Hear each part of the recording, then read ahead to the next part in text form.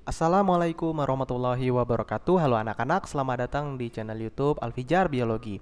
Pada pertemuan kali ini kita akan belajar mengenai plante atau dunia tumbuhan, yang dimana kita akan mempelajari 5 poin penting pada bab ini. Yang pertama adalah ciri-ciri umum dan klasifikasi kingdom plante. Yang kedua, tumbuhan lumut atau Bryophyta. Yang ketiga, tumbuhan paku atau Pteridophyta. Yang keempat, tumbuhan berbiji atau spermatophyta. Dan yang terakhir, peran tumbuhan lumut, tumbuhan paku, dan tumbuhan berbiji dalam kehidupan kita. Nah, yang pertama kita akan belajar mengenai ciri-ciri umum dan klasifikasi kingdom plante. Ciri-ciri umum kingdom plante. Yang pertama, dia tersusun atas sel-sel eukariotik. Apakah kalian tahu apa itu sel eukariotik? Sel eukariotik itu adalah sel yang dimana inti selnya itu terselubungi oleh selaput membran. Berbeda hal dengan sel prokariotik yang dimana dia inti selnya tidak diselimuti oleh membran. Yang kedua, dia merupakan organisme multiseluler. Apakah kalian tahu apa itu organisme multiseluler? Apakah kalian tahu? Jika tidak tahu, organisme multiseluler adalah organisme yang tersusun atas banyak sel. Contohnya kita sebagai manusia, tumbuh-tumbuhan ya, itu tersusun oleh banyak sel. Berbeda dengan makhluk hidup yang tersusun atas satu sel seperti plankton ya. Kemudian kita ke ciri yang ketiga. Dia mempunyai dinding sel yang tersusun atas selulosa. Jadi kalian tahu ya kenapa batang-batang tumbuhan itu sangat keras, karena dia tersusun oleh selulosa atau zat kayu. Yang keempat, dia mempunyai klorofil atau zat hijau daun sehingga dia mampu berfotosintesis sehingga menyebabkan dia bersifat autotrof karena dia dapat membuat makanannya sendiri. Ya. Kemudian, oh iya satu lagi. Klorofil ini adalah zat hijau daun yang dimana ini menyebabkan daun itu berwarna hijau. Nanti kita akan ada praktik melihat sel daun pada tumbuhan ya. Kemudian yang terakhir, dia itu menyimpan cadangan makanannya itu dalam bentuk zat tepung atau amilum. Seperti pohon mangga itu dia menyimpan makanannya dalam bentuk buah. Seperti singkong, dia menyimpan makanannya dalam bentuk akarnya yang kemudian akan membesar. Kemudian seperti tebu yang dia menyimpan makanannya di batangnya yang kita peras kemudian mendapatkan air tebu dan dijadikan gula. Nah, itu adalah salah satu fungsi tumbuhan atau kemampuan dia dalam menghasilkan makanan dan menyimpannya. Kemudian yang kedua ada klasifikasi kingdom plante itu sendiri. Ada dua metode, yaitu metode fenetik atau numerik, kemudian ada metode filogenik.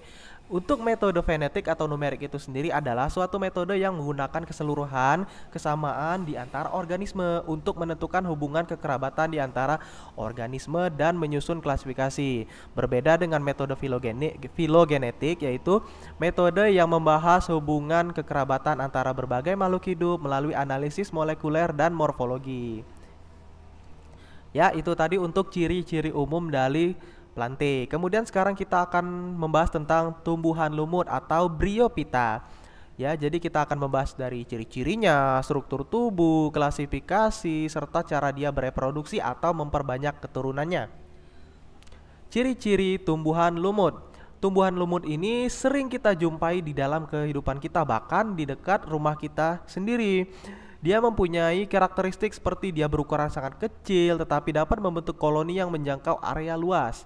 Dia juga mempunyai klorofil, ya, jadi dia berwarna hijau. Kita sering melihatnya di tempat-tempat yang lembab, basah. Kemudian dia ini mengalami pergiliran keturunan atau metagenesis. Nanti akan kita bahas di bagian yang reproduksinya. Selanjutnya dia itu mempunyai fase gametofit atau fase yang menghasilkan sel kelamin itu lebih dominan daripada sel yang menghasilkan spora. Ya, kemudian kita ke ciri yang kelima, dia itu hidup di tempat basah atau lembab dan terlindung dari cahaya matahari. Dan yang keenam, pada permukaan luar tubuh terdapat lapisan berlilin untuk menahan masuknya air. Dan yang terakhir, dia itu adalah tumbuhan peralihan dari Talophyta ke Cormophyta. Nah, jadi lumut ini dia masuk ke dalam tumbuhan tingkat rendah ya. Karena dia ini masih belum bisa dibedakan antara akar, batang, dan daunnya. Oke, kita lanjut struktur tubuh tumbuhan lumut. Seperti tumbuhan pada umumnya, dia pasti mempunyai akar, batang, dan daun. Tetapi pada kasus lumut, dia tidak sejati ya. Artinya bukan batang, akar, dan daun sesungguhnya. Nah, kita bahas untuk akarnya. Akar tumbuhan lumut itu dia berupa rizoid atau akar semu, yang dimana rizoid itu terdiri atas sel yang bersambungan dan bersekat tidak sempurna yang tumbuh dari epidermis sel akar. Dan kemudian untuk struktur batangnya, ya, lumut hati dan lumut tanduk dia itu tidak mempunyai batang dan tidak mempunyai pembuluh angkut ya. Masih ingat ya tentunya tentang pembuluh angkut di pelajaran SMP, ada dua yaitu silem dan floem, yang dimana silem itu untuk mengangkut air dan sahara, sedangkan floem untuk mengangkut zat-zat hasil fotosintesis. Sedangkan untuk lumut dia tidak memiliki kedua itu ya. Lanjut kita ke yang lumut daun. Lumut daun ini dia mempunyai batang sederhana dengan pembuluh angkut tunggal ya. Jadi berbeda ya dengan yang lumut hati dan lumut tanduk tadi yang sama sekali tidak mempunyai batang. Dan kita akan membahas daun. Lumut hati dan lumut tanduk dia tidak mempunyai struktur daun, akan tetapi lumut daun dia mempunyai daun sederhana dan berbentuk pipih bilateral dengan satu pembuluh angkut. Ya, jadi itu tadi untuk struktur tubuh tumbuhan lumut. Sekarang kita akan membahas klasifikasinya. Ya, untuk tumbuhan lumut ini dia ada 3 macam, yaitu lumut daun, ada lumut hati, dan juga lumut tanduk, yang dimana bahasa ilmiahnya ini dapat kita baca satu per satu. Oke, kita akan membahas untuk lumut hati dulu atau Hepaticopsida. Contoh dari Hepaticopsida ini adalah Marchantia foliaceae dengan karakteristik sebagai berikut. Hepatocopsida atau lumut hati dia memiliki ciri sebagai berikut. Yang pertama itu generasi gametofit berupa talus dan berbentuk lembaran-lembaran yang seperti hati. Nah, jadi itu adalah salah satu alasan kenapa dia disebut sebagai lumut hati. Kemudian untuk ciri yang kedua, talusnya berwarna hijau dengan percabangan menggarpu. Yang ketiga, pada sisi bawah terdapat selapis sel-sel yang menyerupai daun yang dinamakan sisik-sisik perut atau sisik ventral. Dan yang terakhir, sporofit selalu tumbuh dan berkembang di dalam gametofit betina sehingga tidak dapat terlihat secara langsung. Nah, itu tadi untuk karakteristik dari Hepaticopsida atau lumut hati. Selanjutnya kita akan membahas tentang Anthoceratopsida atau lumut tanduk. Anthoceratopsida atau lumut tanduk dia memiliki karakteristik sebagai berikut. Yang pertama itu adalah generasi gametofitnya berupa talus dengan tepi rata atau bertoreh. Kemudian untuk sporofitnya itu dia menancap di dalam gametofit, tetapi kapsul sporofitnya berada di luar talus berbentuk seperti tanduk. Ini merupakan alasan kenapa dia disebut sebagai lumut tanduk ya. Kemudian kita lanjut ke ciri ketiga, pangkal kapsul sporofitnya itu dilindungi oleh involucrum. Nah, nanti ini boleh dicari di Google apa itu involucrum. Kemudian yang terakhir, sel-sel tubuhnya itu mempunyai kloroplas tunggal yang berukuran besar. Nah, contoh spesies dari Anthoceratopsida atau lumut tanduk adalah Nototilas orbicularis. Oke, kita lanjut ke jenis yang klasifikasi yang ketiga ini adalah Bryopsida atau lumut daun. Dengan contoh spesiesnya adalah Sphagnum. Bryopsida atau lumut daun memiliki ciri-ciri sebagai berikut. Generasi gametofitnya itu berupa talus yang bentuknya seperti tumbuhan kecil. Talusnya mempunyai batang semu tegak dengan lembaran daun yang tersusun spiral. Pada bagian dasar batang semu terdapat rizoid yang berbentuk seperti benang-benang halus. Pada bagian pucuk terdapat antheridium dan archegonium. Dan ciri yang terakhir, sporofit tumbuh pada gametofitnya atau tumbuhan lumut, serta bersifat parasit bagi gametofit. Oke, kita lanjut ke bagian terakhirnya, yaitu adalah cara lumut bereproduksi. Ini ada bagan di sebelah sini, nanti dipelajari ya ini, karena ini penting. Dan ini adalah ringkasan singkat bagaimana lumut itu berkembang biak. Oke, kita bahas. Pada reproduksi tumbuhan lumut terjadi metagenesis atau pergiliran keturunan dari yang vegetatif atau tidak melalui perkawinan ke generatif atau melalui perkawinan atau melalui sel kelamin.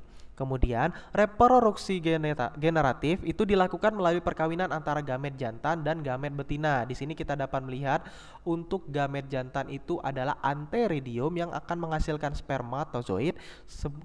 Selanjutnya untuk kelamin betina itu adalah archegonium yang nanti akan menghasilkan sel telur, yang dimana jika kedua ini bertemu akan menghasilkan zigot yang akan berkembang menjadi tumbuhan lumut yang baru lagi ya. Jadi dia akan terus berulang menjadi suatu siklus. Kemudian untuk reproduksi vegetatifnya itu dilakukan dengan dua cara seperti berikut. Yang pertama itu dia membentuk spora haploid yang bersifat homospora. Kemudian dia juga bisa membentuk pundi kuncup atau gemma cup. Nah ini ya. Oke, Bapak akan mencoba menjelaskan dari diagram ini. Kita mulai dari tumbuhan lumut.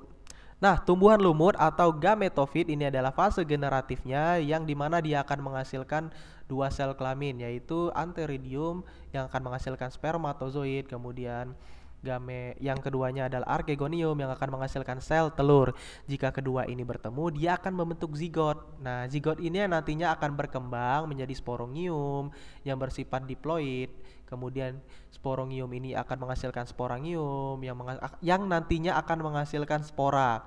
Nah, spora ini nantinya akan berkembang menjadi protonema dan akan menjadi tumbuhan lumut yang baru, dan ini akan terus berulang. Nah, itu tadi adalah untuk cara hidup dari atau cara bereproduksi dari tumbuhan lumut. Tadi kita udah bahas tentang klasifikasinya, ciri umumnya, dan terakhir kita tadi bahas tentang reproduksi tumbuhan lumut. Oke, kita lanjut ke tumbuhan paku atau Pteridophyta. Nah, ini banyak sekali ya di kehidupan kita. Ada yang dijadikan sebagai tanaman hias, ada yang dijadikan sebagai makanan ya. Sekarang kita akan membahas ciri-cirinya. Ciri-ciri tumbuhan paku. Yang pertama itu daun mudanya itu menggulung. Kemudian pada bagian bawah daun yang tua terdapat sorus. Kemudian untuk ciri yang ketiga itu umumnya dia itu hidup di daratan pada tempat-tempat yang basah atau yang lembab, dan beberapa hidup di air. Kemudian dia itu termasuk ke dalam golongan Cormophyta berspora. Dia juga mempunyai 4 struktur utama, yaitu lapisan pelindung sel, embrio multiseluler, kutikula melapisi bagian permukaannya, dan sistem pembuluh angkut. Sporofitnya itu lebih dominan daripada fase gametofitnya. Oke, kita bahas tentang struktur tubuh tumbuhan paku. Seperti biasa, tumbuhan itu terdiri atas akar, batang, dan daun. Nah, ini gambar dari struktur tubuh dari tumbuhan paku ya. Ada akar, batang, dan daun. Untuk akar tumbuhan paku mempunyai sistem perakaran serabut. Akar ini merupakan akar sejati, berbeda dengan lumut tadi yang merupakan akar rhizoid atau akar semu. Nah, untuk paku dia itu sudah akar sejati. Untuk batang tumbuhan paku, dia batangnya berada di dalam tanah yang sering kita sebut sebagai rimpang atau rizom. Ya, pada batang ini dia terdapat pembuluh angkut. Dan yang terakhir kita akan membahas tentang daunnya. Berdasarkan ukuran dan susunan anatominya itu ada daun yang mikrofil dan juga ada daun yang makrofil. Nah, ini nanti tolong di searching ya, dicari. Oke. Berdasarkan fungsinya, untuk daun itu ada yang tropofil atau daun steril, dan juga ada daun yang sporofil atau daun yang fertil, daun yang subur ya. Oke, klasifikasi tumbuhan paku. Ada 4, yaitu yang pertama adalah Silophytinae atau paku purba. Yang kedua ada Lycopodinae atau paku pawat. Yang ketiga ada Equisetae atau paku ekor kuda. Dan yang keempat adalah Felicinae atau paku sejati. Yang pertama kita akan membahas tentang paku purba. Ciri-ciri Silophytinae atau paku purba adalah yang pertama, tumbuhan paku yang paling sederhana. Dia mempunyai batang beruas-ruas dan berbuku nyata. Kemudian pada batang tumbuh daun-daun kecil berbentuk sisik. Sporangiumnya itu terletak di buku-buku cabang, yaitu di ketiak daun. Nah, ini gambar dari paku purba atau Psilotum nudum. Ini spesiesnya tadi ya. Oke, kita akan lanjut ke Lycopodinae atau paku kawat dengan ciri-cirinya sebagai berikut. Paku kawat memiliki ciri yang pertama, yaitu batang dan akar bercabang-cabang menggarpu. Kemudian daunnya itu berbentuk kecil, berbentuk sisik dan tersebar pada batang, tidak bertangkai serta selalu bertulang satu. Spora yang dihasilkan tidak berflagela. Sporangium berkumpul membentuk strobilus di ujung batang atau cabang. Nah, contoh spesies dari Lycopodinae atau paku kawat ini adalah Selaginella convoluta. Oke, kita lanjut ke yang 3 atau Equisetae atau paku ekor kuda. Dia memiliki ciri-ciri batangnya itu berongga dan pada umumnya memiliki cabang berkarang pada buku-buku batang. Daun-daun kecil berbentuk sisik tumbuh pada batang secara berkarang. Sporofil berbentuk perisai dengan sejumlah sporangium pada sisi bawahnya. Semua sporofil itu tersusun dalam strobilus pada ujung batang atau cabang. Protalium berwarna hijau dan berkembang di luar sporanya. Nah, untuk spesiesnya dari Equiset ini atau paku ekor kuda adalah Equisetum. Dan yang terakhir itu adalah Felicine atau paku sejati. Nah, ini sering sekali kalian temu di rumah-rumah kalian yang dijadikan sebagai tanaman hias, ya. Kalian pasti tahu ini tanaman apa ya. Ini suplir atau nama ilmiahnya adalah Adiantum cuneatum. Ciri-ciri Felicine atau paku sejati, dia itu mempunyai daun sempurna dan berukuran lebih besar dari tumbuhan paku lainnya. Duduk daun pada batang berbentuk sayap, daunnya itu masih muda, ada yang menggulung pada bagian ujungnya. Sporangium tersusun dalam bentuk sorus di permukaan daun. Posisi sorus itu sendiri pada daun, ada yang terletak di permukaan daun atas dan bawah, ada juga yang berada di ujung daun dan di tepi daun. Nah, itu tadi untuk ciri-ciri dari beberapa jenis tumbuhan paku ya. Sekarang kita akan membahas tentang tumbuhan paku berdasarkan jenis-jenis spora yang dihasilkannya. Oke, yang pertama itu ada paku homospora, ada paku heterospora, dan juga ada paku peralihan. Oke, kita akan membahas yang pertama itu adalah paku homospora. Tumbuhan paku homospora adalah tumbuhan paku yang menghasilkan spora baik bentukan, ukuran, dan jenisnya itu sama, sehingga di daun paku ukuran dan bentuk sporanya itu homogen. Nah, salah satu contohnya itu adalah Lycopodium. Kemudian untuk paku heterospora, yaitu adalah jenis tumbuhan paku yang menghasilkan dua jenis spora yang berbeda ukurannya. Spora yang besar kita sebut sebagai makrospora yang biasanya adalah gamet betina. Kemudian spora yang kecil kita sebut sebagai mikrospora atau gamet jantan. Nah, salah satu contohnya adalah Marsilea crenata. Dan yang terakhir adalah paku peralihan. Nah, jenis tumbuhan paku yang menghasilkan spora dengan ukuran yang menghasilkan spora dengan berbagai ukuran ya, tetapi mampu dibedakan antara spora jantan dan spora betinanya. Nah, salah satu contohnya adalah Equisetum debile. Nah, kita akan membahas tentang cara reproduksi dari si tumbuhan paku itu sendiri. Tumbuhan paku ini sama seperti tumbuhan umut, dia mengalami metagenesis atau pergiliran keturunan dari generatif ke vegetatif ya. Nah, untuk reproduksi generatif tumbuhan paku itu dilakukan melalui peleburan spermatozoid dan juga ovum. Kemudian untuk reproduksi vegetatifnya itu dengan membentuk spora, dan reproduksi generatif serta vegetatifnya berlangsung melalui metagenesis. Oke, kita lihat nih. Untuk metagenesis ya, ini ada 3 nih. Bisa dilihat nanti ya. Pelajari tabel-tabel ini. Kemudian ini ada tabel juga metagenesis dari 3 jenis paku tadi. Ini ada paku homospora, heterospora, paku peralihan. Ini dapat dilihat nih bagaimana cara mereka bereproduksi karena itu berbeda ya. Kemudian beberapa jenis tumbuhan paku itu dia bereproduksi vegetatif dengan beberapa cara sebagai berikut ya, seperti ada yang menggunakan umbi batang, contohnya seperti Marsilea crenata. Kemudian ada juga yang menggunakan tunas pada tepi daun atau kuncup tunas, misalnya adalah Asplenium bulbiferum. Kemudian ada yang tunas pada ujung daun, misalnya Asplenium pinnatifidum. Kemudian ada yang menggunakan tunas akar, misalnya Ophioglossum. Kemudian ada yang menggunakan cara fragmentasi ya, misalnya Dryopteris rigida.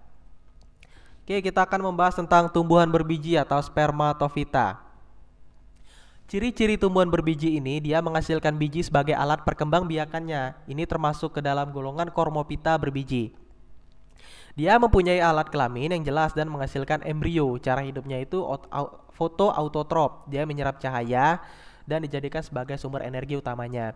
Kemudian dia memiliki berkas pembuluh, xilem dan phloem yang tadi udah Bapak jelaskan fungsinya. Jika xilem itu mengangkut air, jika phloem itu mengangkut hasil fotosintesis ya. Kemudian ada yang terakhir, ada habitatnya itu berada di darat dan beberapa ada yang hidup mengapung di air. Oke, struktur tubuh tumbuhan berbiji. Dia seperti tumbuhan lain yang sudah Bapak jelaskan tadi, pasti memiliki akar, batang, dan daun. Nih, kita lihat di gambar sebelah kanan ini. Dia ada akar, batang, daun. Nah, nanti ada lain banyak lagi. Ada bunga, ada buah ya. Oke, kita bahas dulu untuk akar. Untuk akar tumbuhan berbiji ini ada 2 jenis, yaitu ada akar serabut. Biasanya kita temukan pada tumbuhan monocotyledon atau berkeping 1. Kemudian ada yang berakar tunggang yang biasanya kita jumpai pada tumbuhan berkeping 2 ya, cotyledon pada bijinya. Tahu kan kotiledon itu yang mana? Bila kalian memecah biji itu, kayak biji kacang hijau tuh, kalian pecah menjadi dua tuh bisa. Nah, kalau yang monokotiledon itu satu. Contohnya itu biji jagung tuh. Nah, cara untuk melihat dia monokotiledon atau dikotiledon, cara paling efektif adalah dengan cara kalian menanam biji tersebut. Nanti pas dia mulai berkecambah, kalian bakal lihat dia mekar. Kedua biji tadi ya. Kemudian kita lanjut ke batang. Bentuk batang ini ada yang berbentuk tegak, condong, berbaring atau merayap. Nah, ini banyak sekali ya contohnya. Nanti kalian lihat saja di internet, di Google ada banyak sekali tuh. Dan yang terakhir kita akan membahas daun. Nah, tulang daun dengan bentuk dan ukuran yang bervariasi. Ada bentuk daun yang menjari, ada yang menyirip, ada yang melengkung. Nah, itu banyak sekali. Itu bisa dilihat nanti. Oke, kita bahas klasifikasi tumbuhan berbiji ini. Ada dua, yaitu Gymnospermae dan Angiospermae. Nah, nanti kita jelasin nih. Bapak jelasin apa sih perbedaan dari kedua jenis ini. Oke, kita bahas. Gymnospermae adalah tumbuhan dengan biji terbuka, karena itu bakal bijinya itu tidak dilindungi oleh daun buah. Nah, ini sampai sini pasti kalian masih bingung sih. Apa sih bakal biji yang tidak dilindungi oleh daun buah? Kalian tahu tidak dengan buah mangga? Buah rambutan deh contohnya. Dari dua buah itu kalian pasti menikmati daging buahnya. Seperti mangga itu daging buah yang oranye itu enak sekali kan. Nah, setelah kalian mengupas habis dari daging buah mangga tersebut, kalian pasti akan menemukan biji di dalamnya. Nah, itu adalah bijinya. Berbeda dengan Gymnospermae, dia tidak mempunyai daging buah, sehingga bijinya itu dia langsung terekspos. Nah, ini contohnya adalah Strobilus ya. Oke, kita bahas klasifikasinya nih. Kita bahas klasifikasi dari Gymnospermae. Yang pertama itu adalah Cycadinae. Tubuhnya itu menyerupai pohon kelapa, batangnya itu berbentuk tiang dan jarang bercabang. Daunnya tersusun dalam bentuk roset batang, berbentuk majemuk menyirip, dan daun muda menggulung seperti tumbuhan paku. Sporofilnya itu tersusun dalam Strobilus jantan dan betina. Nah, salah satu contohnya adalah Cycas rumpii. Oke, kita lanjut ke yang kedua atau Ginkgoinae atau Ginkgopita. Ini satu-satunya spesies yang masih tersisa adalah Ginkgo biloba. Sisanya telah punah. Nah, ciri-cirinya itu adalah tinggi pohonnya itu bisa mencapai 30 meter. Tinggi banget. Kemudian dia itu berumah dua dan termasuk pohon meranggas. Daunnya itu lebar, berbentuk kipas dengan tulang daun mirip rusuk yang menonjol. Rangkaian sporofil terdapat pada tunas pendek dalam ketiak daun. Oke, kita lanjut ke yang ketiga adalah Gnetinae. Dia itu cirinya adalah berumah dua, artinya di dalam satu pohon itu dia ada dua alat perkembangbiakan. Bisa pada seperti bunga itu ada yang kelamin jantan dan ada kelamin betinanya. Jadi dalam satu pohon itu ada dua alat kelamin. Jadi dia bisa menyerbuk sendiri. Berbeda dengan yang berumah satu. Ya. Oke, kita bahas. Dia juga ada yang memiliki percabangan banyak dan ada yang tidak bercabang. Pertulangan daunnya itu menyirip, bunganya tersusun berkarang, mempunyai perhiasan pada Strobilus. Nah, contoh yang paling umum dari Gnetinae adalah Gnetum mnemon atau tumbuhan melinjo ya. Oke, kita bahas yang terakhir itu adalah Coniferinae. Nah, batangnya itu besar dan berkayu. Daunnya itu berbentuk jarum, ada yang berumah satu dan ada juga yang berumah dua. Strobilus betinanya itu lebih besar daripada Strobilus jantannya. Strobilusnya itu sendiri terletak di ketiak daun atau di ujung batang berupa kerucut. Dia juga memiliki ciri khas selalu hijau sepanjang tahun atau evergreen. Oke, ini pasti kalian tahu ini tumbuhan apa yang Bapak maksud ini ya. Ini seperti pohon cemara ya. Itu adalah pohon yang selalu hijau sepanjang tahun. Pohon itu banyak sekali terdapat di daerah pantai ya. Oke, itu nanti kalau kalian ke pantai jalan-jalan kalian bisa melihat ini pohon ini. Bentuk daunnya itu unik, dia seperti jarum. Kemudian strobilusnya itu unik juga warnanya. Nanti kalian bisa melihat ya. Oke, kita lanjut ke yang klasifikasi kedua itu adalah Angiospermae atau tumbuhan dengan biji tertutup. Tadi udah Bapak jelasin apa sih itu Angiospermae, yaitu bijinya itu tertutupi oleh bakal daging buahnya ini. Nih, di sini terlihat ada pohon mangga, di dalamnya itu ada biji, ya. Oke, tumbuhan berbiji tertutup itu karena bakal bijinya itu tumbuh di dalam daun buah, disebut juga sebagai tumbuhan Anthophyta karena dia mempunyai bunga. Ya, klasifikasinya itu sendiri adalah jadi untuk klasifikasinya sendiri itu adalah ada monocotyledon, ada dicotyledon ya. Yang pertama kita bahas untuk monocotyledon, dia itu mempunyai satu daun lembaga. Kemudian dia mempunyai perakaran serabut, tulang daun sejajar atau melengkung, kemudian batangnya itu tidak bercabang dengan ruas yang jelas dan tidak berkambium. Perhiasan bunganya berjumlah 3 atau kelipatannya. Oke, Bapak akan menjelaskan ini ciri yang paling gampang untuk melihat monocotyledon itu adalah pada akar. Akarnya itu selalu serabut untuk monocotyledon. Kemudian untuk bijinya, tadi udah Bapak jelaskan kalau kalian menanam jagung, dia bijinya tidak pecah menjadi 2, akan tetapi tunasnya langsung muncul, menembus dari si biji itu. Ya, itu monocotyledon. Kemudian batangnya itu dia nggak bisa melebar, membesar seperti batang mangga, batang durian ya. Batangnya itu lurus saja, nggak melebar batangnya. Itu perbedaan dengan monocotyledon dengan dicotyledon untuk bentuk dan juga akar tadi ya, serta biji. Oke, kita lanjut ke yang dicotyledon.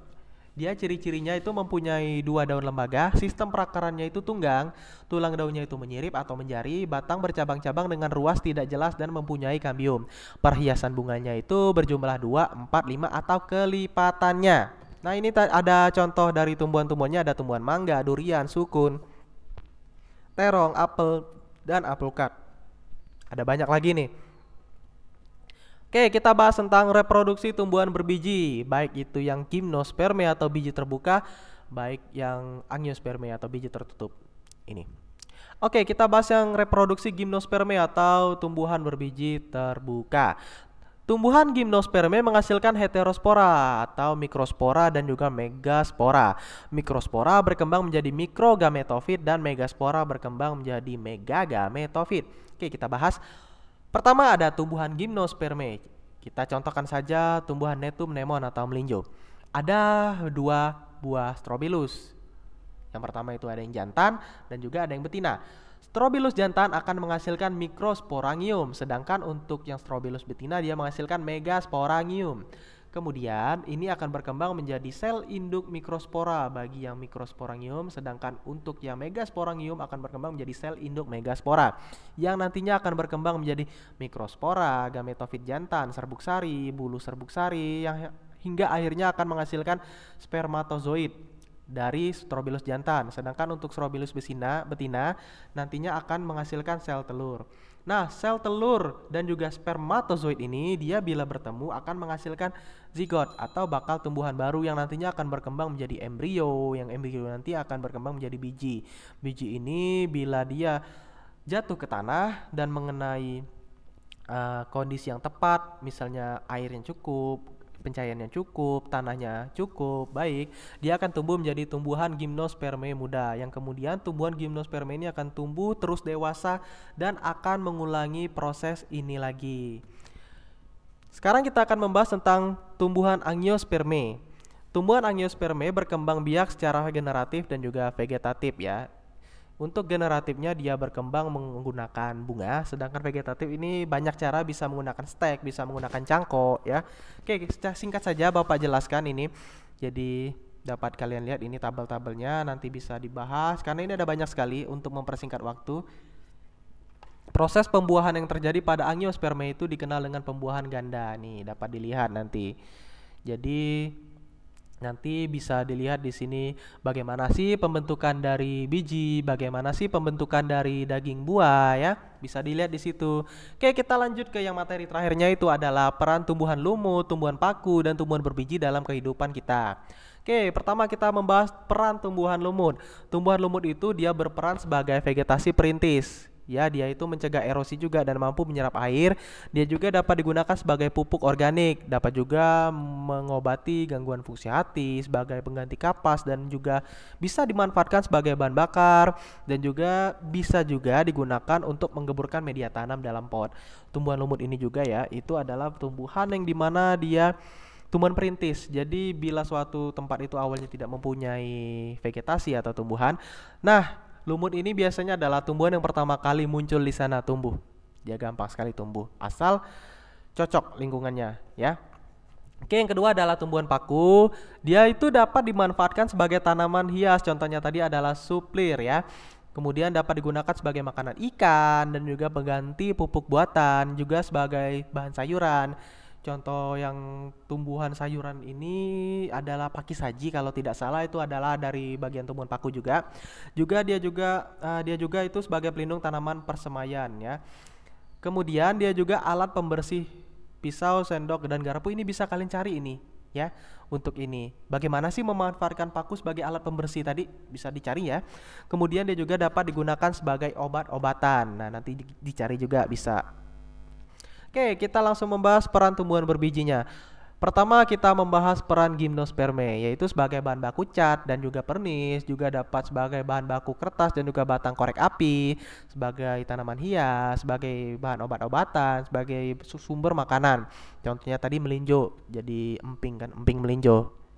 Kemudian untuk angiosperme, dia dapat digunakan sebagai bahan pakaian ya. Kemudian dapat digunakan sebagai bahan membuat karung goni, dapat digunakan sebagai bahan obat-obatan, sebagai bahan bangunan, perabot dan peralatan rumah tangga, sebagai bahan rempah-rempah dimanfaatkan dalam industri, sebagai pakan ternak dan sebagai bahan sayuran, dan tentunya masih banyak lagi yang tidak dapat disebutkan satu persatu. Jadi anak-anak, itulah materi kita hari ini tentang plante. Bapak harap kalian mempelajarinya lebih luas lagi, karena materi tidak terpaku dari apa yang Bapak jelaskan, tetapi kalian bisa mengembangkannya lebih luas lagi. Oke, Bapak akhiri untuk kegiatan pembelajaran hari ini. Oh iya, untuk tugas. Jadi Bapak sudah menyiapkan tugas untuk kalian, tugas praktikum. Nanti kalian harus mencari jenis-jenis tumbuhan yang ada pada lingkungan kalian tinggal ya. Jadi kalian harus mencarinya dan kalian juga harus memfotonya. Nih, Bapak sudah membuat lembarnya, lembar praktikum. Jadi tugas praktikum bab plante atau dunia tumbuhan yaitu adalah mengidentifikasi jenis tumbuhan di sekitar rumah kalian. Juga kalian wajib melakukan selfie atau foto ketika kalian sedang mencari tumbuhan tersebut, atau ketika kalian sedang memotret tumbuhan tersebut, kalian minta tolong foto sama teman-teman kalian. Jadi ada bukti bahwa kalian telah melakukan praktikum tersebut. Oke, yang penting di sini adalah kalian harus menuliskan nama, kelas, dan juga nilai ini dikosongkan, nanti Bapak yang akan memberikan nilai. Nah, di sini ada 10 jenis tanaman, cukup 10 saja. Kalian potret menggunakan kamera HP kalian, nanti kalian kopikan di Word ini, kalian masukkan nama tumbuhannya. Nanti kalian cari menggunakan Google Lens. Ya, jenis tumbuhan ini nanti kalian pilih apakah dia termasuk ke dalam tumbuhan lumut, tumbuhan paku, atau tumbuhan berbiji. Nanti kalian tulis di sini. Misalnya di sini Bapak memotret pohon mangga. Ini gambar pohon mangga dan di sini adalah jenis nama tumbuhannya. Misalnya mangga, nama ilmiahnya apa? Mangifera indica atau misalnya kan. Kemudian kalian tulis di sini jenis tumbuhannya adalah Spermatophyta ya. Begitu. Paham ya untuk tugasnya? Oke, Bapak anggap pertemuan kali ini sudah selesai. Bapak ucapkan terima kasih. Bapak akhiri. Wassalamualaikum warahmatullahi wabarakatuh.